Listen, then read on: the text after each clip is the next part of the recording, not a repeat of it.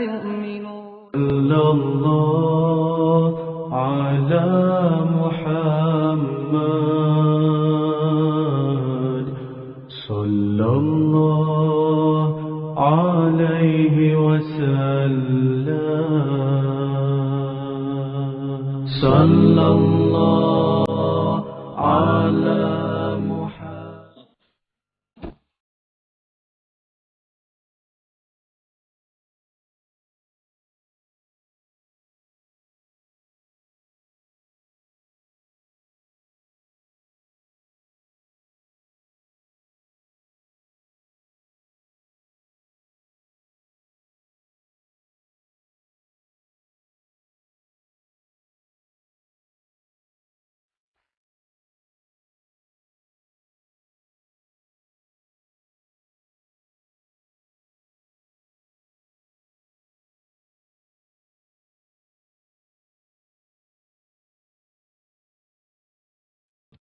Kita tengok kitab yang kedua, Hidayatul Mutafakkirin. Baik, kita sambung ya. Muka surat yang ke-38, kitab Rumi, kitab Jawi, muka surat 16. Kita masih lagi membicarakan tentang maksud qudrah. Dalil hayah. Dalil hayat ialah firman Allah di dalam surah Al-Furqan ayat 58. Wa tawakkal 'alal hayyil ladzi la wa tawakkal 'alal ladzi hayyil ladzi la yamut. Artinya, dan berserahlah kamu kepada Allah, Tuhan yang hidup, yang tiada mati, yang kekal, yang tiada mati. Itu dipanggil sebagai dalil Allah itu hidup dan Allah tidak mati-mati. Untuk perhatian, takluk kudrah dengannya ada dan mentiadakan mungkin, yakni perkara yang baharu adanya dan tiadanya, terhenti pada akal atas takluk iradah. Kata dia, takluk kudrah, kekuasaan Tuhan, adanya ataupun tak ada sesuatu yang Allah buat, ia terhenti di atas akal, mengikut atas takluk iradah. Apa makna ni? Akal kita tidak boleh mencapai sesuatu kehendak Tuhan. Akal kita terhenti. Kenapa Allah jadikan macam itu? Tuan-tuan hanya nampak bulan tu bulan, dan akal tuan-tuan akan berhenti berfikir. Kenapa bulan bulat? Kenapa tidak 4 segi, 6 segi? Tuan-tuan akan stop berfikir. Tak boleh dah. Sebab bulan-bulat itu ialah kudrat Tuhan. Dia boleh buat bulan, dia boleh buat bersegi-segi. Tetapi Allah ambil bulan. Kenapa Allah buat bulan? Kerana itu adalah kehendak Tuhan. Saya ulang balik. Allah boleh buat bulan bersegi-segi. Sama ada bulan, bulan 3 segi atau bulan bintang, Tuhan boleh buat. Itu dipanggil apa? Kudrah. Tetapi kenapa Allah buat bulan? Sebab itu adalah kehendak Tuhan, namanya iradah. Dan kita tak boleh petikai kenapa dia perlu bulan. Itu maknanya terhenti pada akal kita. Kenapa anak saya cacat? Kudrah Tuhan boleh buat cacat, kudrah Tuhan boleh buat sempurna. Tetapi kerana kehendak Allah, Allah pilih anak kamu cacat. Maka kita sebagai manusia biasa, makhluk Allah, terhenti berfikir, kenapa anak saya cacat? Terhenti terfikir. Dan apa yang perlu kita buat sebagai makhluk? Pandang baik pada Allah. Mungkin Allah nak bagi aku ni syurga, dengan sebab Allah berikan ujian anak cacat. Pandang baik pada Allah, dengan sebab anak aku cacat, anak aku sudah garanti syurga. Itulah dipanggil sebagai Islam. Tuan-tuan reda dengan keputusan Tuhan. Apa makna Islam? Menyerahkan kepada Allah apa-apa yang telah Allah Ta'ala putuskan kepada kita. Itulah makna Islam. Tapi kalau tuan-tuan tak reda dengan keputusan Tuhan, maka tuan-tuan bukan Islam yang sempurna. Saya tak boleh terima hakikat ni Ustaz. Anak orang lain sempurna, anak saya tidak sempurna. Saya tak boleh terima hakikat. Kalau begitu, kamu bukan Islam. Sebab kamu mempertikaikan Allah Subhanahu wa ta'ala. Kita kalau pertikai hakim pun salah, dikira menghina mahkamah. Kalau pertikai keputusan mahkamah, boleh dipenjara, boleh dilucut jawatan peguam, boleh ditarik balik. Kalau mempertikai keputusan Allah, tak boleh tarik balik Islam dia tu. Sampai berani pertikaikan sesuatu hukum yang telah muktamad datangnya. Baik. Sementara ta'alluq iradah ialah jalan yang menentukan. Mungkin Allah boleh buat, dan mungkin kalau Allah tak mau buat. Kalau manusia berfikir dengan iradah Allah, dia akan jadi satu manusia yang faham kehendak Allah. Allah boleh buat, dan Allah boleh kalau tak mau buat. Sifat itu dipanggil sebagai mungkin. Mungkin boleh jadi, mungkin tak boleh jadi. Boleh jadi ke tanah runtuh kita ni bang? Kita dah duduk tanah yang elok, tanah yang rendah. Boleh ke runtuh abang? Iradah Tuhan. Kalau dia nak, dia jadi. Abang, makcik Wok tu 100 tahun umurnya, boleh mengandung lagi ke abang? Kalau Tuhan nak, boleh. Namanya mungkin. Iradah Tuhan. Kalau Tuhan nak, boleh. Kita tak boleh kata, ya Allah, mana boleh.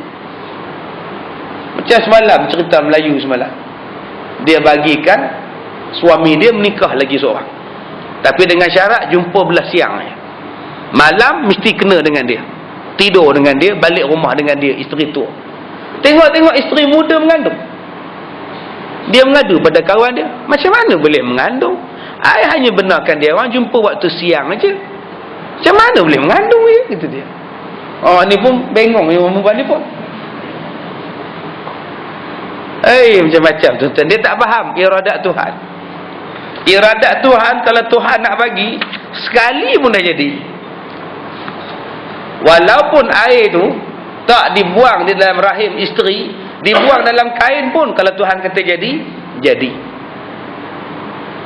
Tuan-tuan bukalah kitab Fiqh Imam Syafi'i.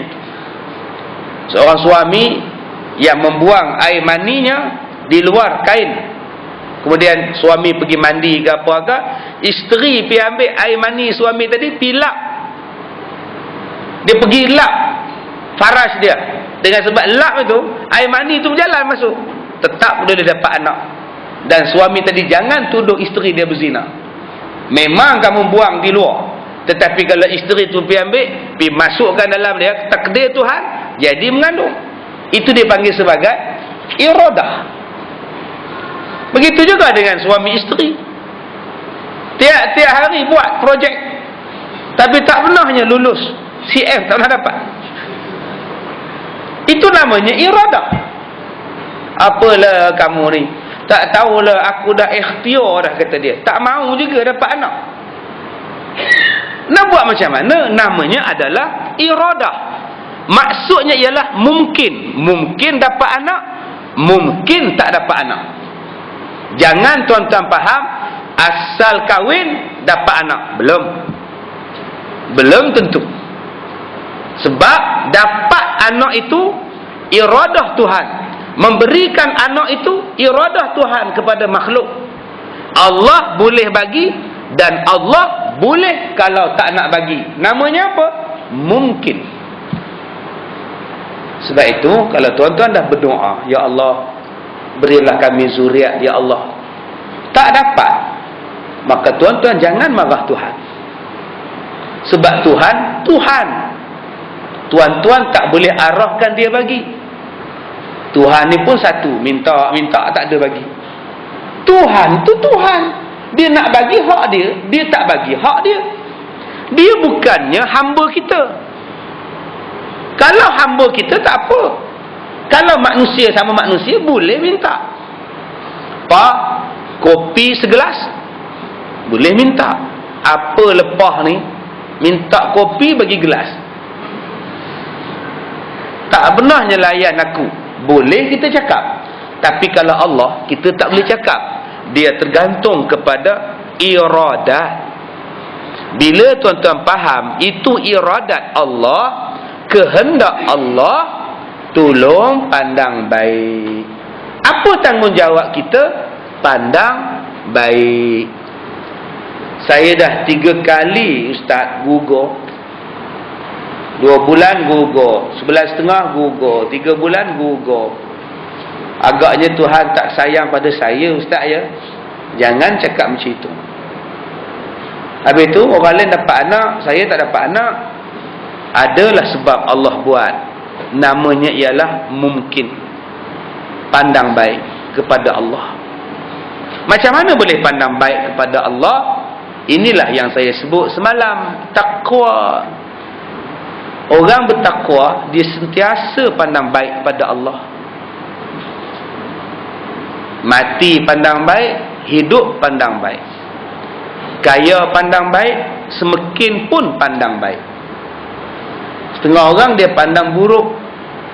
Macam Amran, cerita penarik beca 1954. Penarik beca, dia marah, dia miskin, kawan dengan anak Haji Bakhil. Haji Bakhil marah. Haji Bakhil nak bagi kawan dengan buang Saleh Kamil. Dia menyanyi dalam hutan tebu. Wahai Tuhan, kenapa kau bezakan hidupku? Tak boleh, tuan-tuan.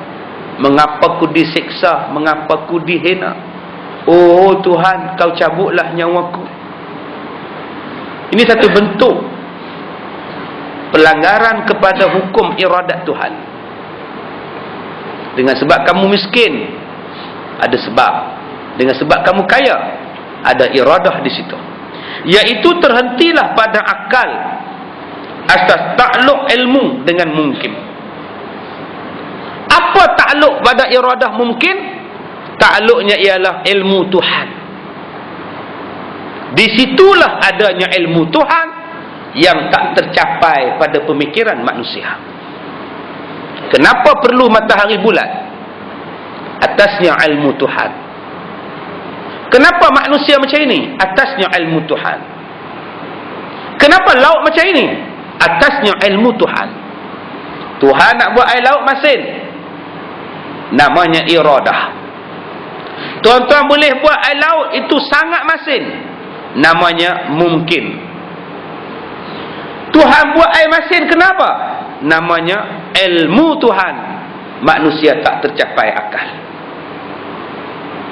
Manusia ada otak besar penumbuk je otak dia. Penumbuk digabungkan sekali, itulah otak dia. Jantung pula penumbuk dia sebelah, itulah jantung dia. Kalau tuan-tuan tengok penumbuk tuan-tuan besar, itulah jantung tuan-tuan. Kalau otak sekecil itu, mampukah dia berfikir tentang alam cakrawala? Tidak mampu berfikir, kerana itu adalah ilmu Tuhan.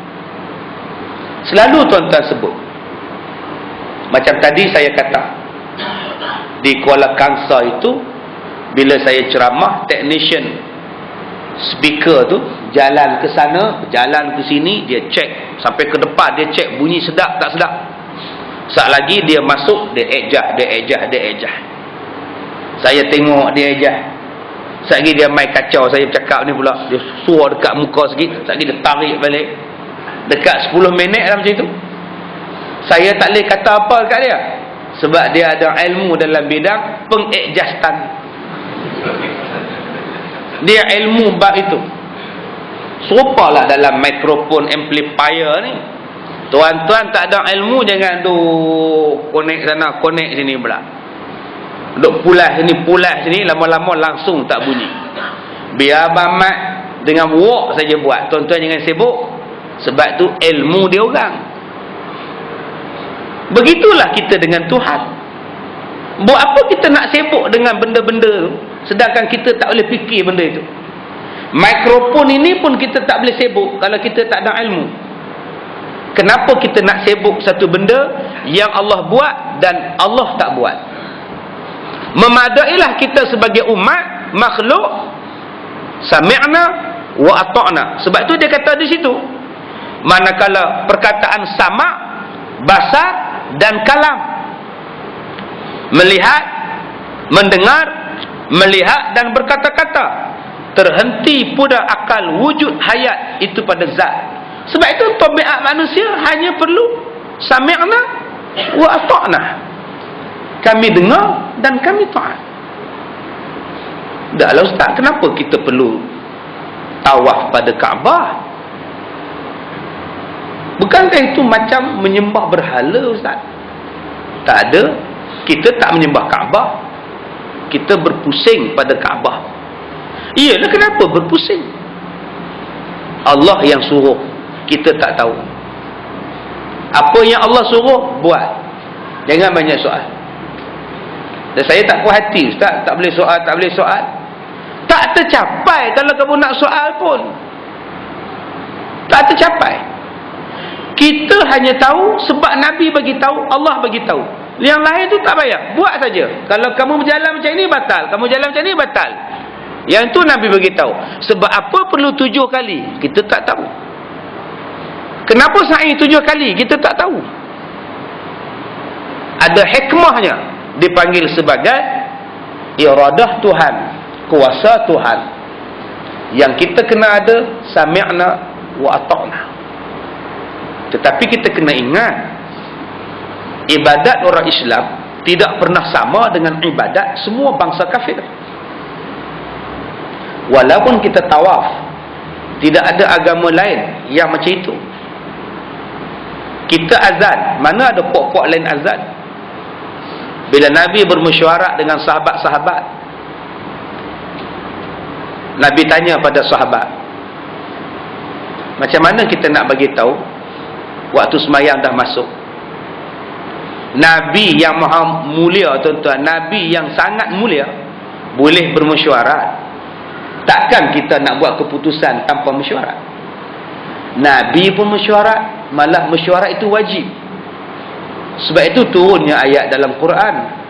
Ada satu surah namanya surah mesyuarat, surah Syura, Asy-Syura. Kita cuma ingat bubuk Asyura, tapi kita tak pernah bermesyuarat. Tuan-tuan suami kena mesyuarat dengan isteri. Ya, cuti ni nak pergi mana ya? Hari Jumaat jangan usik dengan hari Sabtu. Hari tu kita kuliah dengan Ustaz Kazim. Kalau kita nak cuti, kita pergi hari Rabu. Ke mana ya? Kan mesyuarat. Ya, cadang. Pantai Morib abang? Ish, situ banyak tai babi. Port Dickson pun sekarang dah kurang. Banyak sangat kotornya.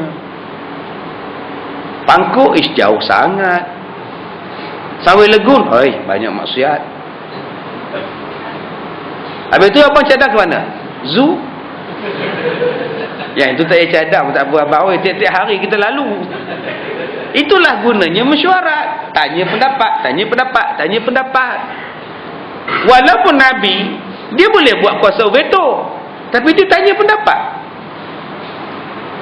Suami ada kuasa veto, tapi cubalah tanya pendapat isteri. Ya, hari ni kita nak makan tengah hari di mana ya? Kenduri Kahwin, Rus Aladin, ataupun kedai nasi kandar pelita. Mesyuarat. Mana yang ia nak? Kita mesyuarat. Ya, kita nak beli katil 2 tingkat ke 1 tingkat? Nak buat apa 2 tingkat abang? Dia kata 2 tingkat lah, senang. Kita boleh bubuh barang-barang atas katil 2 tingkat itu. Kita duduk di bawah, barang-barang di atas. Kadang-kadang kita duduk di atas, barang-barang di bawah. Kan senang. Kita ada variasi yang banyak pohon. Pulanglah ke abang. Itu namanya mesyuarat. Ada orang seronok tidur tingkat atas, ada orang seronok tidur tingkat bawah. Itu pulanglah. Serupa dalam azan. Tuan-tuan tahu tak azan? Nabi mesyuarat. Nabi panggil sahabat-sahabat. Aku nak tanya pada kamu, macam mana nak bagi tahu umat Islam waktu solat sudah masuk? Bangun sahabat. Rasulullah, kita bunyikan macam loceng. Kata Rasulullah, loceng tu macam orang Kristian, tak cantik. Kalau kita bunyi trompet, trompet macam orang Yahudi, tak kemah. Kalau kita naik bendera, sahabat cadangkan, pasang bendera naik. Asal masuk waktu zuhur pasang. Nabi kata, siapa yang nak naik turun? Bila dah naik waktu, sekali nak turun balik, sekali nak naik balik, macam mana? Adakah turun bendera tu waktu semayang dah habis? Ke macam mana? Tak sesuai. Ada yang kata pula, kita berdirilah tempat tinggi-tinggi, kita panggil orang, oi semayang, waktu dah masuk. Macam mana? Sekarang ni kita tak boleh buat keputusan. Kita minta pada Allah, mudah-mudahan turunlah satu cara macam mana nak wuduk, nak panggil orang supaya datang semayang. Sekarang kita buat keputusan, tak ada keputusan. Kita cari satu benda yang orang kafir tak buat. Kamu balik dulu, besok kita mesyuarat lain. Balik sahabat-sahabat. Pagi-pagi besok, subuh-subuh sepi'i, seorang sahabat Nabi datang jumpa Rasulullah. Dia kata, Rasulullah, semalam saya mimpi Rasulullah. Saya mimpi macam ini. Allahu Akbar, Allahu Akbar, Allahu Akbar, Allahu Akbar. Kata Rasulullah, mimpi kamu betul. Itulah dia yang Allah suruh supaya kita ini memanggil orang sembahyang dengan azan. Nama sahabat itu ialah Abdullah bin Zaid. Abdullah, kamu ajar pada Bilal, suruh Bilal azan, kerana Bilal suaranya lebih panjang dan lebih lanjut suaranya daripada kamu, lebih tinggi pada kamu nada suaranya.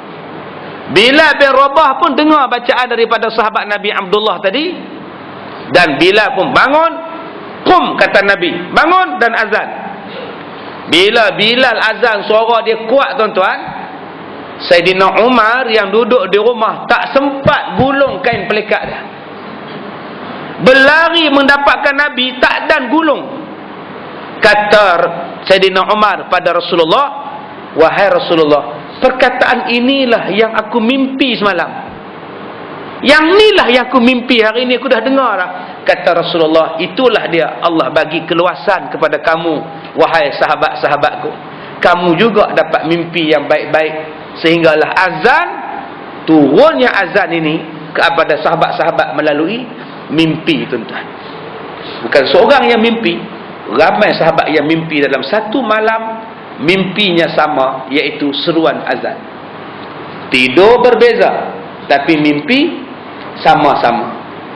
Kita pula tidurnya sama, mimpi berbeza-beza, tak sama, tuan-tuan. Sahabat Nabi tidur rumah masing-masing, tapi mimpinya sama. Kita semua tak sama, walaupun sebantal. Abang mimpi apa semalam abang? Kamu tak sama, tuan-tuan. Tapi sahabat Nabi sama mimpi. Maka datanglah azan. Dan azan itu datang daripada apa? Azan itu datang daripada mimpi. Azan itu datang daripada apa? Azan itu datang daripada mesyuarat para sahabat, dan Allah bagi hidayah kepada mereka melalui mimpi, tuan-tuan. Baik. Atau dengan lain perkataan, anda boleh katakan adanya sekalian makhluk ini ataupun tiadanya sekalian makhluk adalah dalil yang menunjukkan Allah bersifat dengan sifat kudrah. Dulu ada dinosaur, tingginya berpuluh-puluh meter. Apa tanda itu? Tandanya Allah berkuasa. Sekarang dinosaur sudah pupus. Siapa yang boleh hidupkan? Tidak ada siapa, melainkan Allah. Apa dalilnya itu? Dalilnya kudrah Allah Ta'ala. Maka tuan-tuan tidak perlu marah kalau anak tuan-tuan sampai sekarang tidak bersalin. Tuan-tuan tidak perlu marah pada menantu tuan-tuan kalau sampai sekarang menantu tuan-tuan tidak ada anak. Sebab mereka bukan mempunyai kudrah untuk melahirkan seorang anak.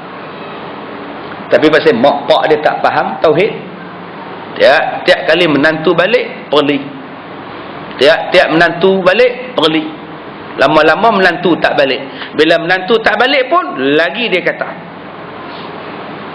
balik kena kata. Buat apa balik? Kalau menantu balik, mak mentua duk kutu je. Kahwinlah lain man, bini tak boleh beranak, berkahwin lain. Sakit hati tak tuan-tuan? Sakit. Mak jangan cakap macam itu. Bukan kami tak ada usaha, ada usaha. Tak mahu nak macam mana? Yelah, bukan mak marah, mak kata kahwin lain. Mak nak cucu. Kalau mak nak anak juga, mak lah kahwin. Bukan upaya saya untuk melahirkan anak. Mak kena terima mak keredaan Tuhan. Aku memang terima, tapi aku tak terima bini kamu. Isteri saya pun jodoh yang Allah tetapkan mak. Mak kenalah terima. Itulah aku suruh kamu kahwin dengan anak Pak Long kamu, kamu tak nak. Kalau kamu kahwin dengan anak Pak Long kamu, dah 8 anak dia, kamu tahu. Degil, nak juga orang Kuala Lumpur. Rasakan. Kalau saya kahwin dengan anak Pak Long pun mak, kalau Allah kata tak jadi anak, tak jadi mak. Pandailah kamu cakap, tu yang anak Pak Long kamu dah beranak tu apa? Yelah, dah Tuhan jodohkan dia dengan tu dapat anak. Kalau dengan saya, kalau Tuhan tak jadi mak. Inilah mengaji dengan Ustaz Kazim, pandai menjawab. Saya juga kena tuan-tuan. Tuan-tuan kalau bercakap dengan orang tauhid, senang sangat. Tapi kalau tuan-tuan bercakap dengan orang yang tak ada ilmu tauhid, baik tu tuan-tuan bercakap, buat letih tuan-tuan. Tak apalah mak, doalah sama-sama. Kalau ada anak, ada, tak ada, tak apalah mak. Cuba cakap macam tu je dengan orang yang tak ada tauhid. Tuan-tuan kalau bercakap dengan orang tak ada tauhid, letih tuan-tuan. Letih. Anak saya tu duduk diam-diam di rumah ustaz. Dia pergi mancin.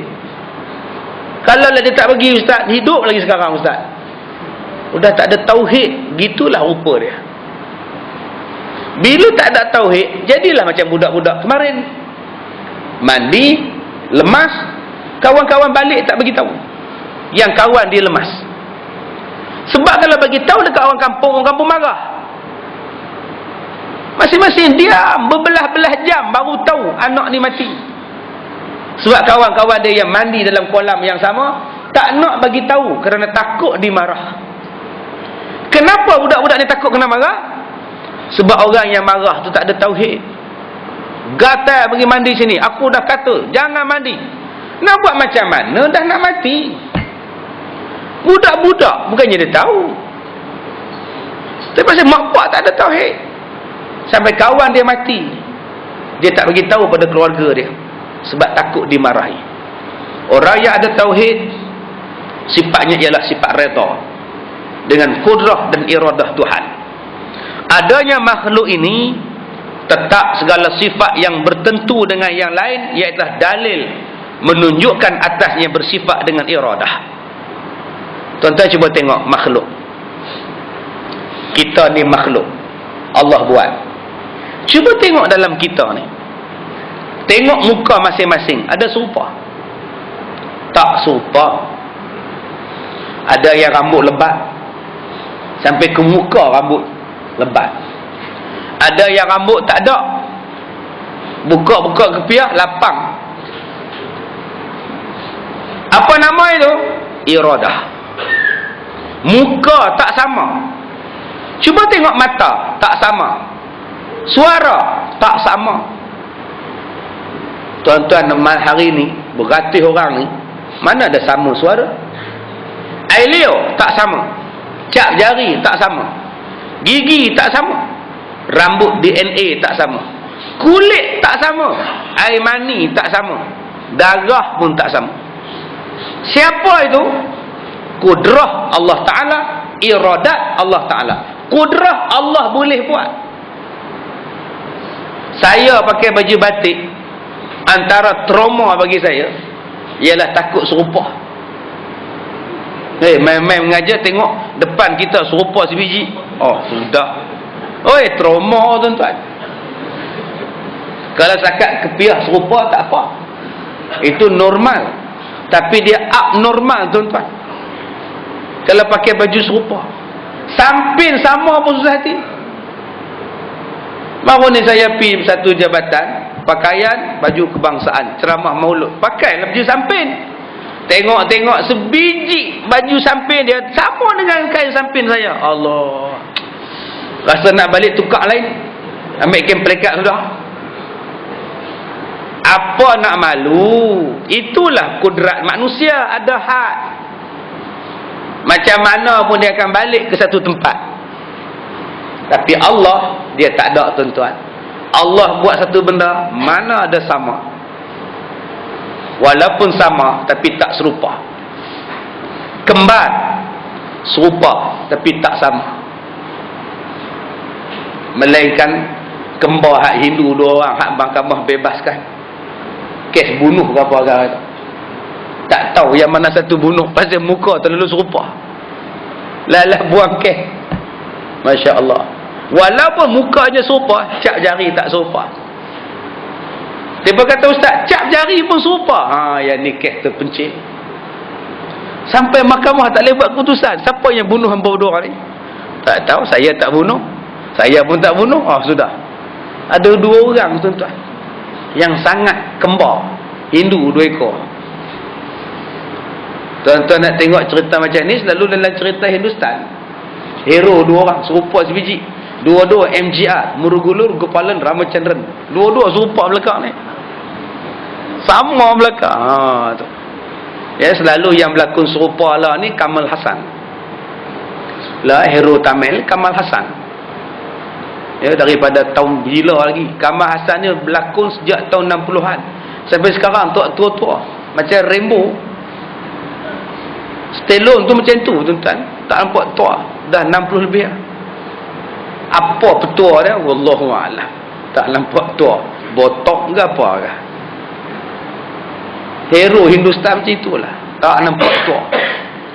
Baik, kemudian adanya makhluk ini dan tetap teguhnya makhluk itu, dalil menunjukkan atas bersifatnya dengan sifat ilmu. Tuan-tuan cuba tengok matahari, teguh tak? Teguh, tak mati-mati. Mana ada power dia hilang. Lampu ni boleh hilang power, terbakar ke apa. Matahari pernah blackout. Oi, matahari blackout. Kalau lah blackout, TMB boleh pergi. Kita akan menghantar pasukan daripada petugas tenaga nasional untuk memperbaiki kerosakan di matahari. Boleh ke enggak? Mampu tak boleh. Ada orang yang nak pergi ke matahari. Saya bercita-cita mengadakan satu ekspedisi ke matahari.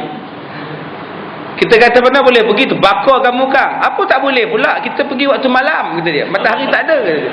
Nah, pergilah waktu malam. Pandai cakap tuan-tuan. Teguhnya matahari, dalilnya Allah ada ilmu buat. Apa yang menyebabkan matahari itu sentiasa mengeluarkan cahayanya? Kita tak teguh, ilmu kita tak teguh. Tuan-tuan cuba tengok mikrofon ni, ilmu tak teguh. Udah berselerak wayar sana sini dah. Dulu mula-mula beli elok mikrofon ni. Sekarang cuba tuan-tuan tengok, plastik terbelah sini, wayar sini. Nampak ni wayar tenganga ni. Silap-silap ustaz pegang kena karang tuan-tuan. Baik saya letak balik. Ini ilmu. Ilmu manusia terhad. Tuan-tuan sekarang membalutkan badan tuan-tuan dengan baju. Tuan-tuan katalah menggunakan beris, pakaian anda semacam baru. Ya ke? Tetap baju tuan-tuan semakin lama semakin buruk, semakin lama semakin buruk. Tapi matahari mana ada buruk? Tetap elok matahari itu. Dia ilmu Tuhan yang Tuhan buat. Tuan-tuan masak nasi belum tentu masak. Tetapi kalau tuan-tuan tanam pokok rambutan, nescaya daripada pokok itu keluar rambutan sebab ilmu Tuhan. Ada tuan-tuan tanam pokok rambutan, belum tentu buah apa nak keluar. Pakcik tanam pokok apa pakcik? Pokok rambutan. Nanti hasilnya buah apa pakcik? Wallahu a'lam. Kita ikhtiar, yang menentukan Tuhan. Ya ke tuan-tuan? Tak ada. Tuhan kata tetap rambutan supaya manusia senang hidup. Kalaulah tuan-tuan tanam padi, tumbuhnya belum tentu padi, tuan-tuan nak makan apa? Pakcik tanam apa? Padi. Nanti tumbuh apa pakcik? Entahlah. Kita terima je lah. Kalau Allah kata durian pun durian je lah kata. Tak ada tuan-tuan. Allah ni maha kaya dengan ilmu. Tanam tu tanam, itulah jadi dia. Tuan-tuan janganlah bimbang. Tetapi mungkin ada di situ. Mungkin jadi padi, mungkin tak tumbuh. Tu saja. Adalah dalil Allahnya bersifat dengan sifat hayat. Itulah tanda Allah tu hidup.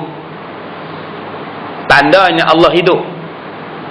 Cik, apa tanda rumah itu mati? Apa tanda tuan rumah tu mati? Tanda tuan rumah tu mati, rumahnya macam tak ada orang. Pokok-pokok tak dipotong sampai naik ke pagar atas bumbung lah. Pintunya terkopak, tingkapnya terpongkang. Malam-malam gelap, elektrik dah tak masuk, api dah dipotong, air dah tak ada, anak-anak dah makan. Itu tandanya tuan rumahnya dah tak ada. Mati ke ustaz? Mungkin. Dah pindah ke ustaz? Mungkin. Itu tandanya tuan rumah dah tak ada. Tetapi cuba tuan-tuan tengok pada alam. Alam tak pernah mati. Orang bersalin tiap-tiap hari, bertukar dengan orang mati. Yang mati 1000, yang beranak 1000. Tuan-tuan perasan tak benda ni? Maknanya Allah ada, Allah hidup. Sebab itu Allah mematikan, Allah menghidupkan. Allah yang mentuakan kita, Allah yang menguatkan kita. Daripada lahir tak boleh bercakap, sekarang dah terlebih bercakap. Hari ni saja berapa jam cakap, tu dah terlebih cakap.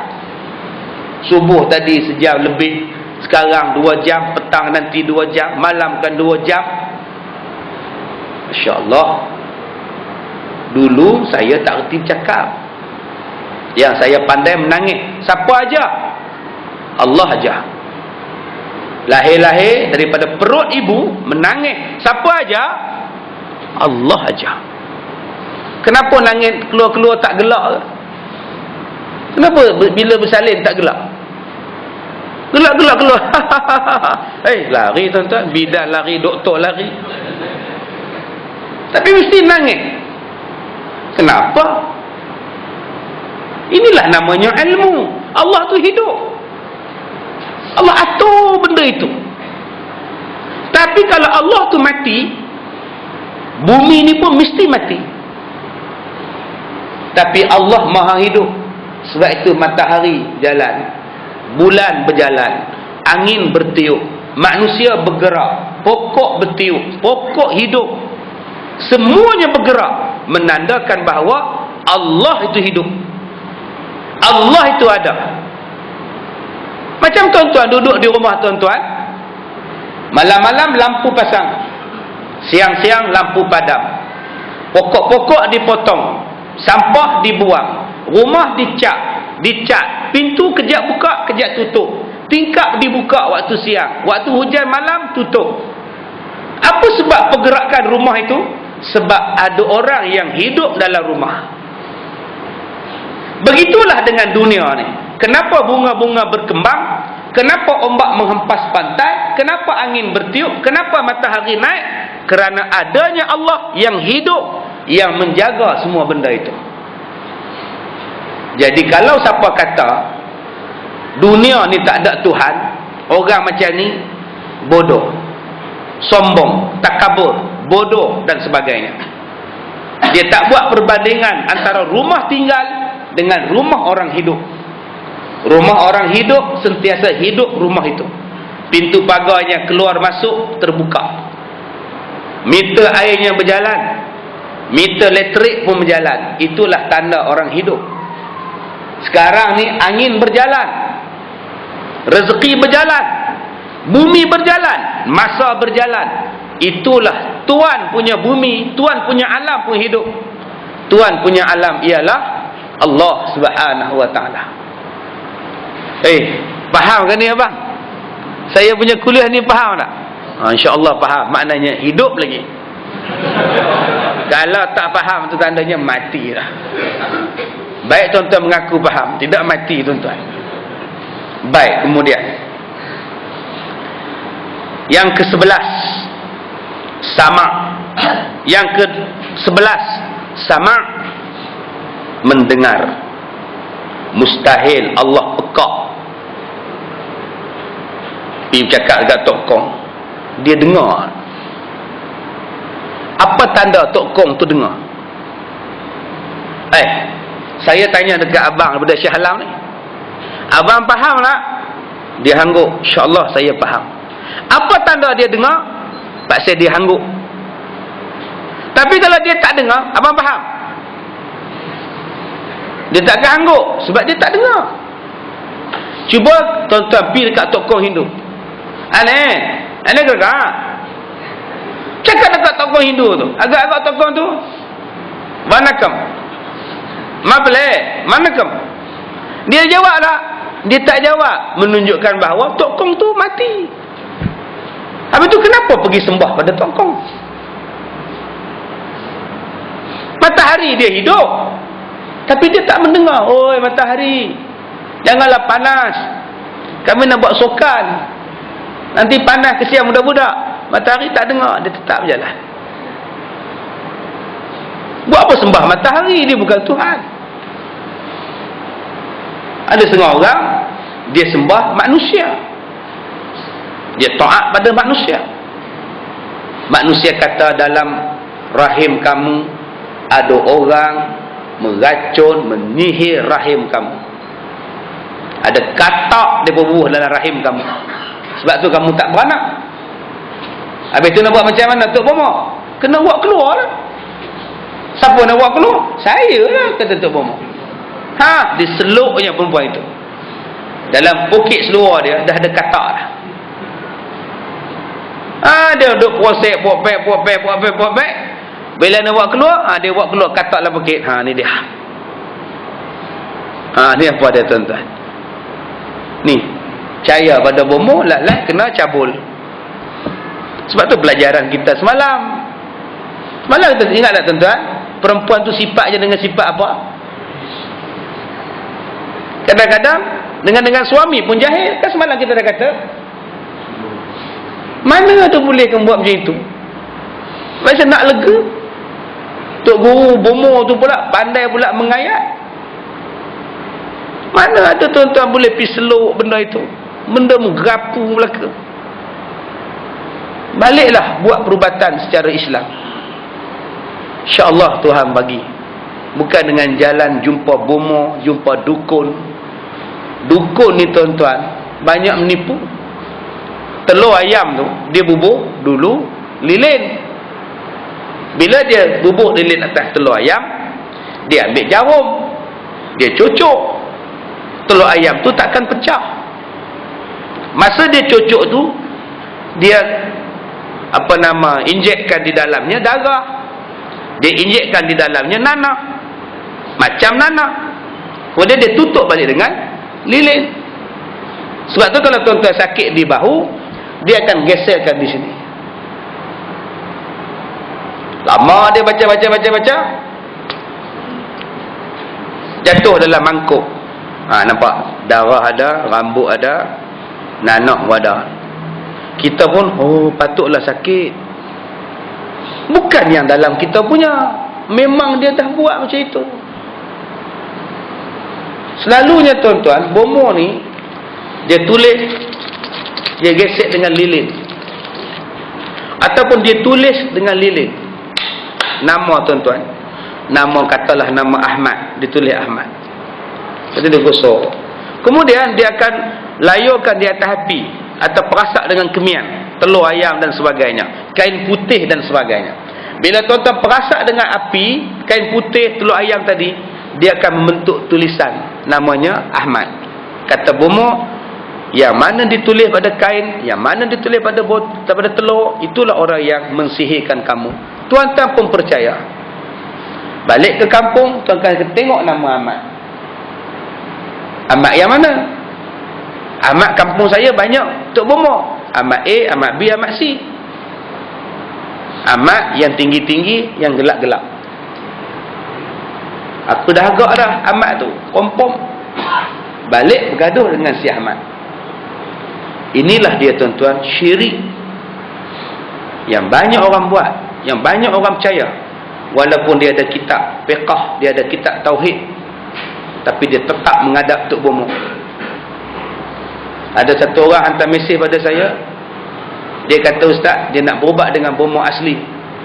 Sebab berubat dengan doktor tak lega, berubat dengan ustaz pun tak lega.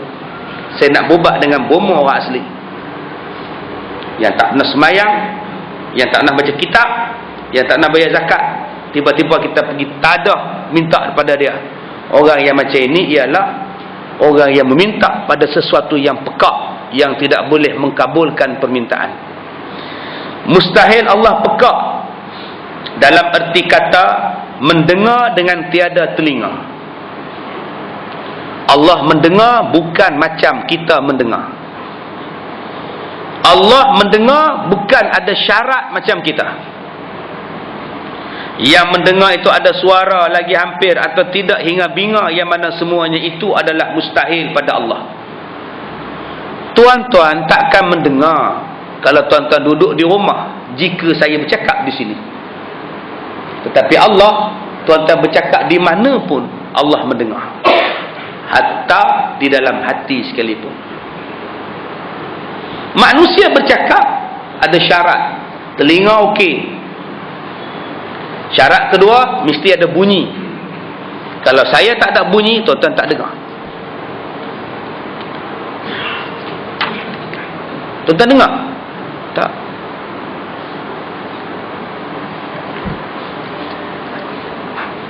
Apa tuan-tuan? Tak faham. Sebab tak dengar. Tak dengar ni orang di bawah duduk dengar. Pasal ada mic. Syaratnya ada mikrofon, ada speaker.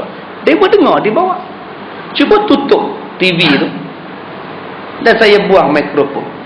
Dia pun tak dengar di bawah. Apa Ustaz cakap? Entah. Apa Ustaz cakap? Entah. Tapi Allah, tuan-tuan bercakap dalam kelambu pun Tuhan dengar. Bercakap seorang-seorang pun Tuhan dengar. Bercakap dalam hati pun Tuhan dengar. Sebab tu sahabat Nabi bertanya pada Rasulullah, ya Rasulullah, Allah mendengarkan semua perkataan? Kata Nabi, ya. Habis tu, perkataan dalam hati, ya Rasulullah? Ya. Tuhan kira ada apa yang kita rasa dalam hati, ya Rasulullah? Apa yang kita cakap dalam hati itu Tuhan kira tak? Kata Nabi, kalau semua benda dalam hati Tuhan kira, tak ada siapa masuk syurga. Semua masuk neraka. Sebab tu Tuhan tak kira benda dalam hati, percakapan dalam hati, melainkan niat, sehinggalah kamu lapaskan dalam mulut kamu. Mana ada manusia berhenti daripada bercakap? Semalam saya sebut dah. Tuan-tuan tengok suami dia gemuk. Macam mana laki gemuk bini kurus? Dalam hati duk cakap, tak berdosa. Sian kat isteri, dah lah kecil. Suami pula 6 kali ganda. Ya Allah, tak ada orang lain ke? No. Tak berdosa dalam hati. Memang tuan-tuan akan bercakap. Yang dosanya bila tuan-tuan bercakap. Kamu tak tengok pengantin tadi? Gemuk je. Itu mesti makan banyak. Maka pada masa itu hukumnya berdosa.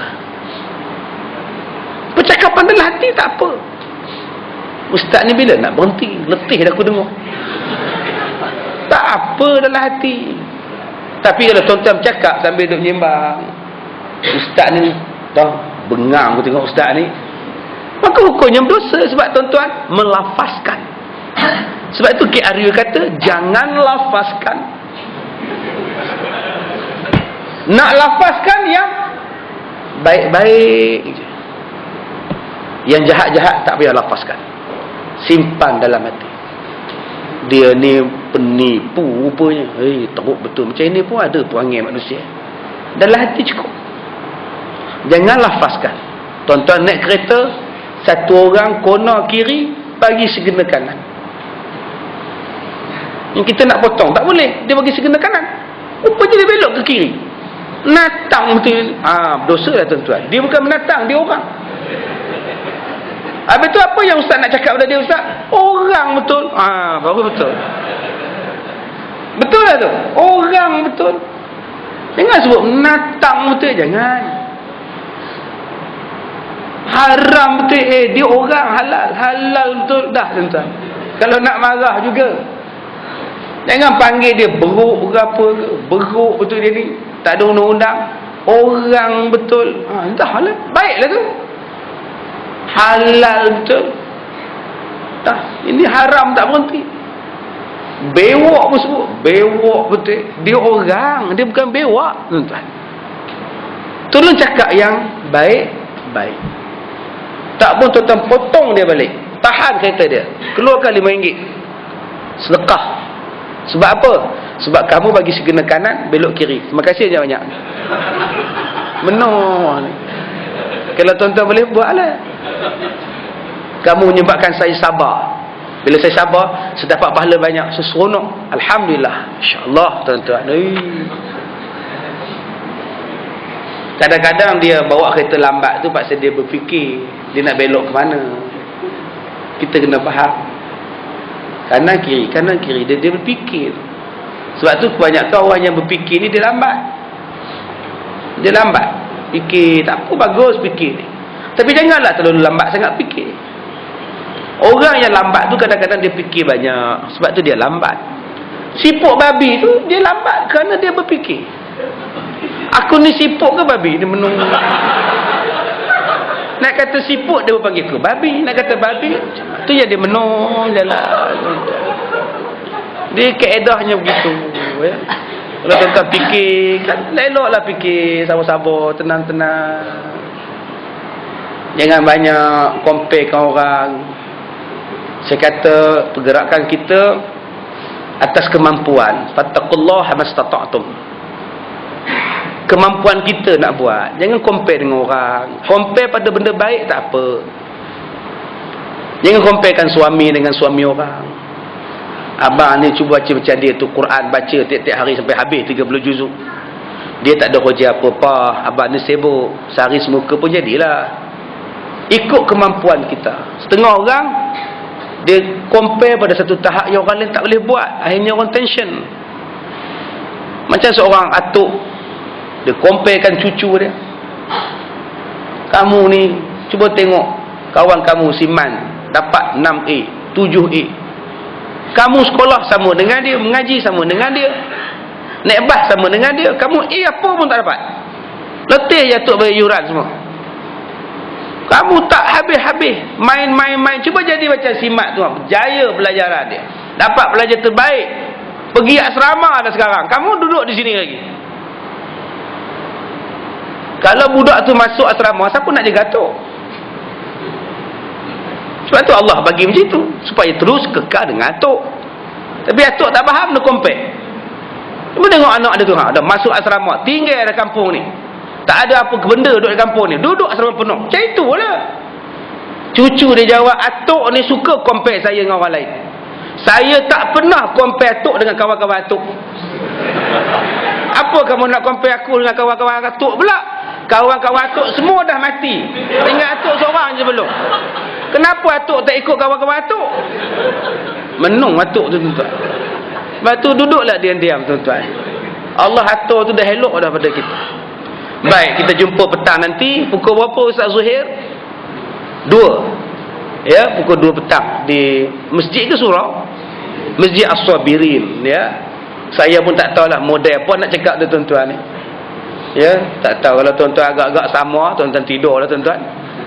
Kalau agak-agak tak sama, cantiklah. Kalau agak-agak model petang ini pun sama daripada semalam, tuan-tuan tidurlah, dapat pahala tidur pun jadilah tuan-tuan. Baik, cukup sekadar itu. Saya minta maaf jika terkasar bahasa. Wabillahi taufiq wal hidayah. Assalamualaikum warahmatullahi wabarakatuh.